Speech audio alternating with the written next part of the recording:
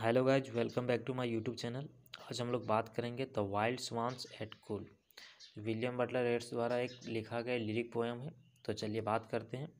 The wild swans at Coole is a lyric poem. The wild swan at Coole एक lyric poem है।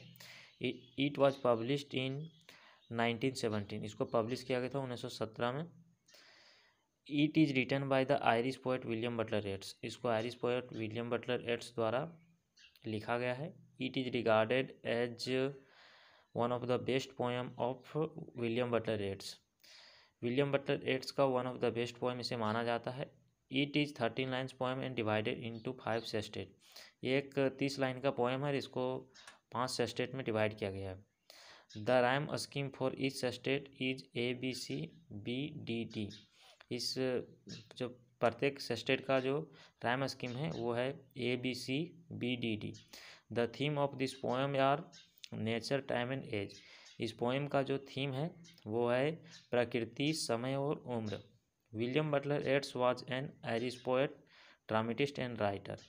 William Butler Yeats एक Irish poet थे। इसका जन्म Ireland में हुआ था, तो इसको आयरिश पोएट कहा गया है। वहाँ के जो भी लोग रहने वाले हैं उसको आयरिश ही बोला जाता है। तो वो आयरिश पोएट थे, ड्रामेटिस्ट थे और राइटर थे। And one of the foremost figure of 20th century literature. और 20वीं शताब्दी के जो साहित्य था, इंग्लिश साहित्य था, उसमें ये फॉरमेस्ट फिगर थे। फॉरमेस्ट फिगर मतलब महत्वपूर्ण चेहरे थे साहित्य में। ही वॉज बोर्न इन 13 जून 1865। इसका जन्म 13 जून 1865 को डबलिन आयरलैंड में हुआ था।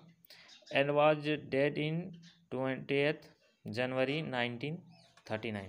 और इसका जो मृत्यु है वो 18 जनवरी 1939 को हुआ था। He wrote many notables work. ये बहुत सारे महत्वपूर्ण वर्क लिखे हैं।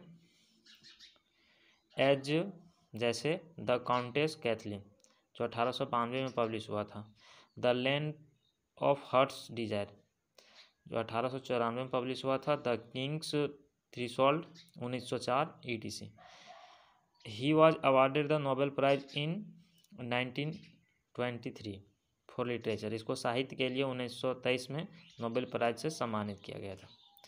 This poem was written by William Butler Yeats when he was 50 year old. ये पोएम जो लिखा गया तब लिखा गया था जब विलियम बटलर येट्स 50 साल के थे। William Butler visited Coole Park in Ireland after 19 year. William Butler Yeats दोबारा आयरलैंड के कूल पार्क 19 साल बाद जाते हैं, तब ये लिखे थे। At that time he saw ये फ्लॉक ऑफ स्वान्स। और उस समय उसने एक यहाँ हंसों का झुंड देखा था। एंड आफ्टर 19 ईयर, और 19 साल बाद भी, he is still watching a flock of swans. और 19 साल बाद भी ये हंसों का यहाँ एक झुंड देखते हैं। सीइंग दिस ईयर, यहाँ सब देखने के बाद, इंस्टीड ऑफ फीलिंग हैप्पी, खुश होने के बजाय, the poet was feeling sad, regretful and jealous. जो पोएट है वो दुख महसूस करता है, पछतावा महसूस करता है और जलता है, मतलब जलन होती है। Since those swans were the same, क्योंकि जो वहाँ जो स्वान्स थे, जो हंस थे, वो सेम ही थे, मतलब एक ही तरह के थे, मतलब एक ही तरह थे। But the poet was getting old, परंतु जो पोएट है वो धीरे धीरे बूढ़े होते जा रहे थे।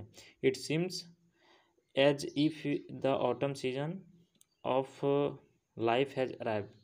उसे लग रहा था और लगता है कि ऑटम सीजन, जो लाइफ का ऑटम सीजन है, वो आ चुका है।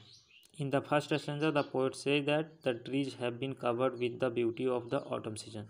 पहले स्टेंजा में कवि कहते हैं कि जो पेड़ों पर ऑटम सीजन की खूबसूरती छा गई है। And the path in the forest have also dried up. और जो जंगल के रास्ते हैं वो भी सूख गए हैं। In the month of October the water of the lake of the park is completely calm and looks like it's mirror.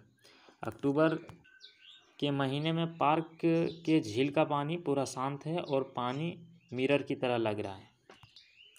Swan swimming among the stone in the wave of water. पानी के लहरों में और पत्थरों के बीच swans, जो हंस है, वो तैर रहे हैं।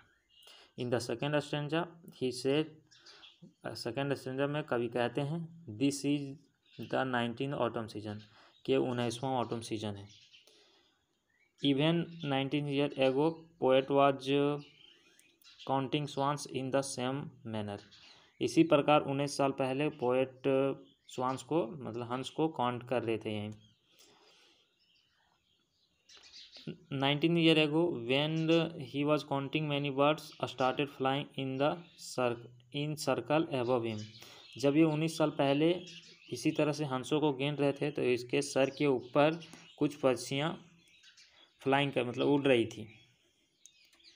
In the next stanza when the poet sees this beautiful creatures, अगले स्टेंजा में जब पोएट यहाँ जो ब्यूटीफुल क्रिएचर्स को देखते हैं, एट दिस टाइम, इस समय जो देखते हैं, he feels pain in his heart, तो उसके हार्ट में दुख महसूस करते हैं।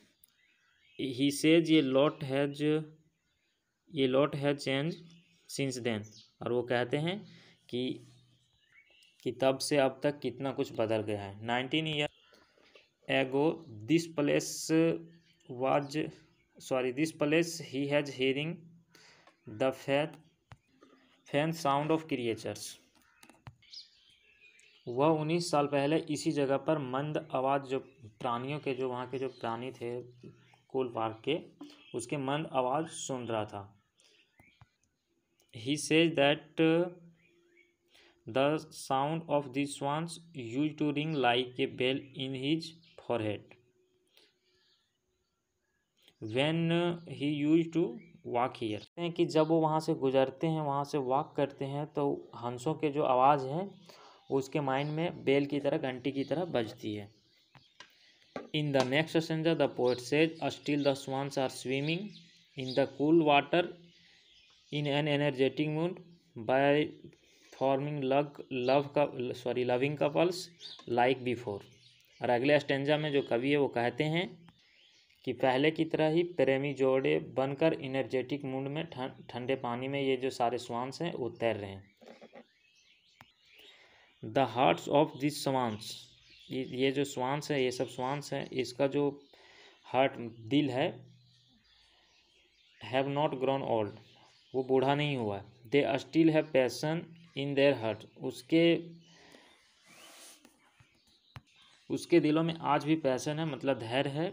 And they can go whatever he wants, और वे लोग वहाँ जा सकते हैं जहाँ वे चाहते हैं। यहाँ देयर होगा, सॉरी दे होगा, यहाँ दे लगा हुआ है, सभी स्वान्स के बारे में बात किया जा रहा है, यहाँ दे होगा।